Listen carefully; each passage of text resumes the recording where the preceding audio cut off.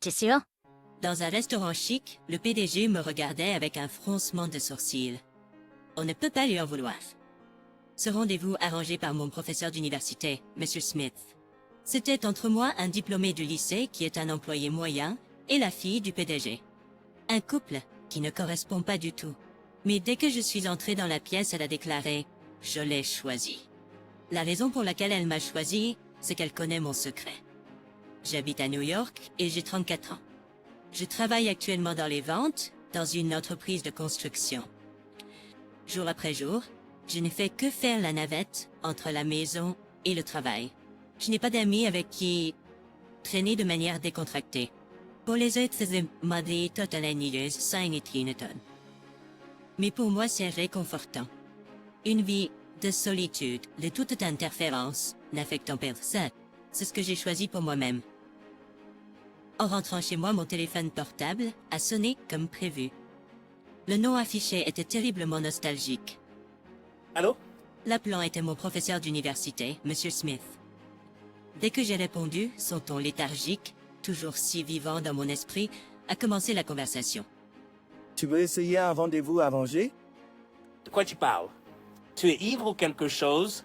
Eh bien, j'ai peut-être bu un verre ou deux, mais je suis très sérieux. Alors, à propos du rendez-vous, attends. Je n'ai pas encore accepté quoi que ce soit. Toujours aussi têtu.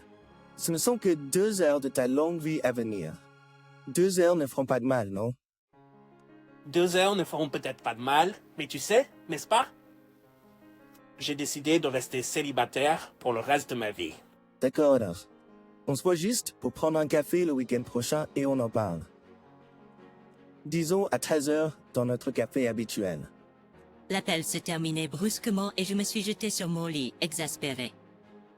Smith n'a jamais été du genre à se mêler des affaires des autres. En fait, il semblait moins intéressé par les autres. C'était difficile de croire qu'une personne suggérerait un rendez-vous à l'aveugle pour moi. Est-ce que ce pourrait être quelqu'un qui a découvert mon secret et s'est rapproché de Monsieur Smith? J'ai toujours eu la mauvaise habitude de trop réfléchir aux autres. Peu importe combien je réfléchis, je ne peux jamais deviner les vraies intentions de quelqu'un. Après avoir pris une douche, j'ai mangé un sandwich que j'ai acheté dans une supérette et j'ai regardé des célébrités à la télévision, vivant des vies opposées à la mienne. La pièce était remplie de rires. Bien sûr, aucun de ces rires n'était le mien. Je suis arrivé au lieu de rendez-vous bien plus tôt que l'heure prévue et comme toujours, Monsieur Smith était déjà assis. Je pensais être le premier ici aujourd'hui. Dommage pour toi.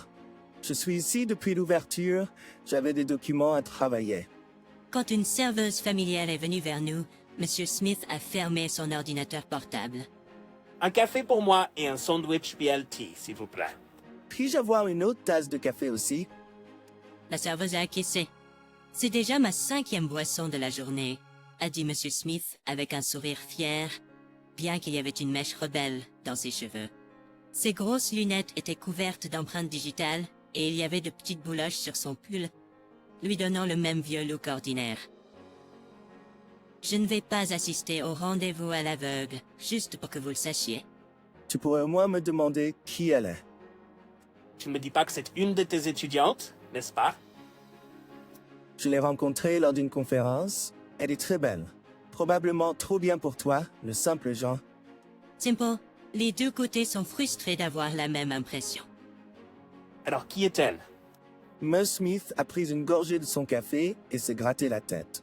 En se raclant légèrement la gorge, il a dit « Elle est bien, elle a un mensonge, tout comme toi. » J'ai ressenti une douleur dans mon cœur à l'évocation du mot mensonge. Oui, j'ai un certain mensonge à propos de moi dont j'étais conscient. Juste parce que nous sommes semblables ne signifie pas que nous sommes compatibles. Eh bien, tu ne sauras pas à moins de la rencontrer. Au fait, je ne lui ai rien dit à ton sujet. Elle a juste dit qu'elle te rencontrerait parce que c'est ma recommandation. Les gens me font confiance, tu sais. Fine? Ainsi, la scène est mise pour tout le monde sauf pour moi. Néanmoins, il est impossible qu'une fille de PDG s'intéresse à un employé sans titre comme moi. De plus, ses parents sont sûrement opposés à ma vie remplie de mensonges. C'est quoi qu'il en soit, j'ai d'autres inclus, on doit tuer. Mais, J'avais toujours pensé que les réponses aux choix de la vie étaient prédéterminées. Monsieur Smith avait choisi un restaurant très chic pour la réunion. Apparemment, c'est là où elle voulait que ça se passe. Monsieur, Dit une hôtesse gracieuse. Quand je suis entrée dans la pièce, j'ai été laissée sans voix par la beauté éblouissante assise devant moi. Le mot éphémère la décrivait parfaitement. Elle a un teint délicat et porcelaine blanc, avec une pointe de mélancolie dans ses yeux baissés. Ses cheveux fins, presque trop translucides, captent une douce lumière du soleil. êtes-vous Thompson? Une voix profonde m'a ramené à la réalité. Distrait par la beauté, je n'avais pas remarqué, mais à côté d'elle se tenait un homme bien bâti à la peau foncée, fronçant les sourcils et me regardant fixement. Doit être son père. Papa, s'il te plaît? Tu l'effraies, plaider Catherine. Sa voix était aussi belle qu'elle, et j'ai senti une chaleur se répandre sur moi. J'ai entendu dire que c'était la recommandation de votre professeur de confiance, alors j'ai accepté, mais ça ne marchera pas. Je peux présenter quelqu'un de bien mieux que ce type ordinaire. Non, papa, j'ai pris ma décision. Je ne choisis. Quoi? Monsieur Smith, son père et moi avons tous crié un chouer. Est-elle folle? Nous nous sommes rencontrés il y a seulement quelques minutes, et nous ne nous sommes même pas présentés, et elle veut être avec moi?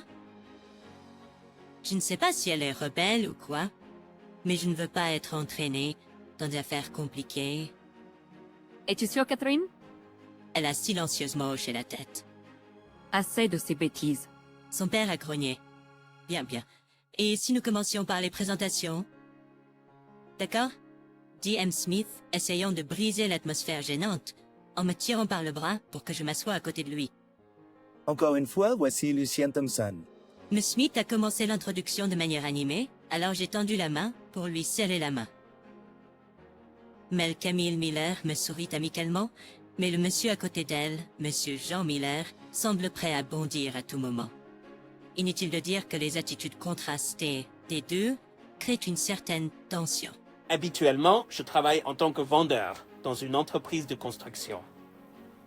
Comment se passe ta performance? Eh bien, moyenne, je suppose.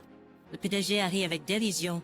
Pour un monsieur tout le monde d'une petite entreprise qui pense à épouser ma fille, tu as du croc. Eh bien, je n'ai pas exactement... Je veux dire, J'ai continué dans ma tête, je sais pas vraiment de l'épouser et...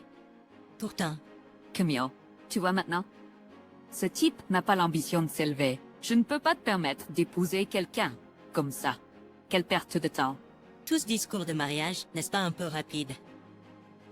Je pensais que les rendez-vous à l'aveugle étaient pour commencer en tant qu'amis, et peut-être ensuite sortir ensemble. On dirait que c'est tout ou rien, ici. Tu ne l'as pas encore remarqué, papa? Quoi? Catherine a soupiré doucement et a dit, « Toi, ton nom de jeune fille était Johnson, n'est-ce pas? Monsieur Johnson, Lucien? » Excuse-moi de mentionner, le visage du PDG est devenu pâle. Moi aussi, j'ai ressenti un mélange de nostalgie et d'émotions sombres en entendant ce vieux nom. La sueur coulait sur le front du PDG stupéfait. Dès que je t'ai vu, j'ai ressenti de la chaleur dans ma poitrine. J'ai reconnu des traces du passé sur ton visage. Je veux te revoir. Elle a regardé Monsieur Smith avec des larmes dans les yeux. Monsieur Smith, en étiez-vous conscient? Eh bien, je suppose que c'est moitié-moitié. J'ai eu l'impression que vous et lui pourriez vous entendre en entendant votre histoire. Le PDG continue de me regarder les yeux grands ouverts comme toujours. On dirait que son esprit est ailleurs, qu'il ne regarde pas une personne de ce monde, mais comme s'il était témoin d'une divinité en laquelle il croyait autrefois apparaissant juste devant lui. Elle a demandé « Pourrions-nous parler en privé un instant ?» « Bien sûr », a répondu Monsieur Smith. Elle a pris ma main avec des yeux pleins de larmes. Je suis tellement heureuse de te revoir. je suis désolé. Nous sommes-nous déjà rencontrés? Ah, c'est vrai, bien sûr. Catherine a tristement lâché ma main. Peu importe combien j'essaie de me rappeler, je n'arrive pas à me souvenir de l'avoir rencontrée avant. Pourtant, je suis certain que Catherine et moi, nous étions déjà rencontrés quelque part dans le passé. C'est clair à travers sa façon d'agir. C'est une histoire de quand j'étais très jeune. À l'époque, je l'étais beaucoup. Chaque jour, je devais répondre aux attentes de mes parents ou faire face à leurs déceptions. Mais j'étais juste une personne ordinaire. Oh, Tsutsumen Rinuaja Danjtesk. C'était à la maternelle. Il y avait toujours cette fille, habillée de marque haut de gamme, toujours boudeuse. Les enseignants étaient toujours à bout de nerfs avec elle. Je ne voulais pas vraiment me rapprocher d'elle, mais un jour, j'ai eu des problèmes avec un exercice et j'ai fini par partir tard. Alors que j'ai assemblé mes affaires, Gatam, Nous sommes des personnes ordinaires, mais nous avons du mal.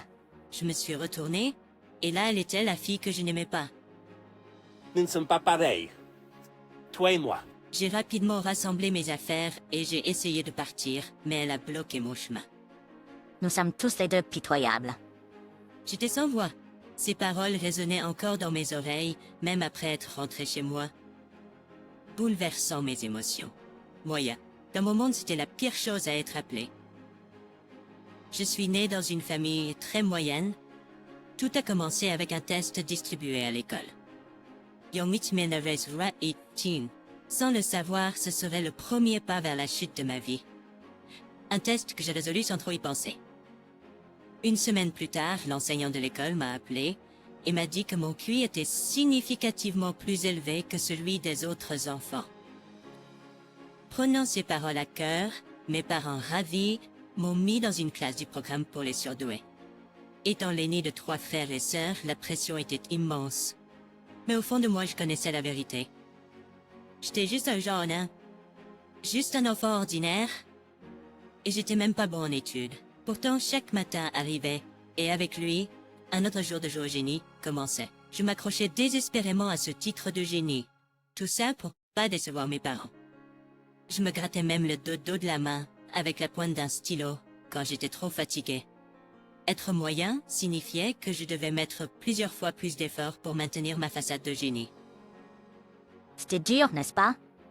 Pour toi. Parler du passé me fait toujours pleurer. Mes parents sont morts dans un accident pendant mes études à l'université. Après ça, j'ai pris le nom de famille de ma grand-mère et j'ai décidé de vivre ma vie en toute vérité. Grâce à Monsieur Smith. Tu sais, il est plutôt décontracté. Même avec des parents comme ça, leur mort soudaine m'a fait mal. J'étais dévasté, mais alors il a dit « Maintenant, tu es enfin libre de leur ombre ». Je suis diplômé de l'université, mais je dis maintenant que je suis diplômé du lycée. Ma vie n'a été que mensonge. Mais si je ne l'avais pas fait, mon passé entrait mon présent. Je n'ai peut-être pas eu autant de difficultés que toi, mais je peux comprendre tes sentiments. Je me demandais souvent, et si je n'étais pas moi? J'enviais mes amis qui venaient de familles moyennes et menaient une vie insouciante. Catherine regardait ses pommes. Mes parents m'ont comblé d'amour, plus que je ne pouvais en contenir dans ses mains. Mais j'étais une enfant unique décevante. J'étais pas faite pour être PDG. Et je ne fais pas respirer. Doribis. C'est pas vrai. Soudain, la porte s'ouvrit et là se tenait Monsieur Jean, les yeux rougis. À côté de lui, Monsieur Smith essuyait ses yeux avec un mouchoir. Tu es ma précieuse fille. Tu le penses vraiment? C'est parce que tu me vois comme un échec que tu es si prudent sur qui je vais épouser. Il a touché mon épaule et a dit d'une voix tremblante, « Je suis désolé. » Au nom de tes parents, laisse-moi m'excuser. Nous avons pensé à vos vies comme si elles étaient les nôtres. Nous avons dit que nous voulions que vous soyez heureux, mais peut-être que nous voulions juste être heureux nous-mêmes. Nous nous sommes validés en imposant nos attentes excessives sur vous. Nous étions les pires parents. Papa, Il semblait que la glace autour de cette relation père-fille avait commencé à fondre, même si ce n'était qu'un peu. Si mes parents étaient encore en vie, est-ce que nous aurions finalement eu une telle conversation sincère? Après ça, Catherine et moi avons décidé de nous marier vraiment. À ce moment-là, nous avons allé de Montchis.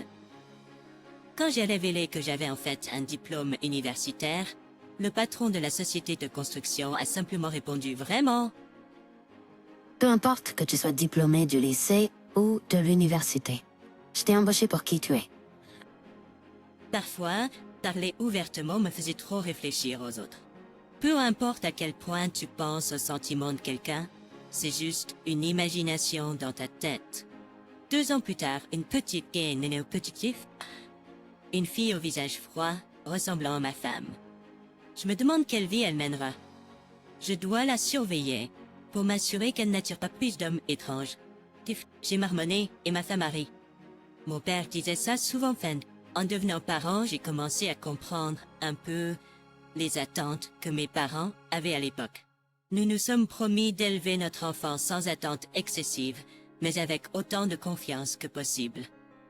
Notre rôle est simplement d'ajouter des fleurs à sa vie. Son bonheur lui appartient, et elle doit le saisir elle-même.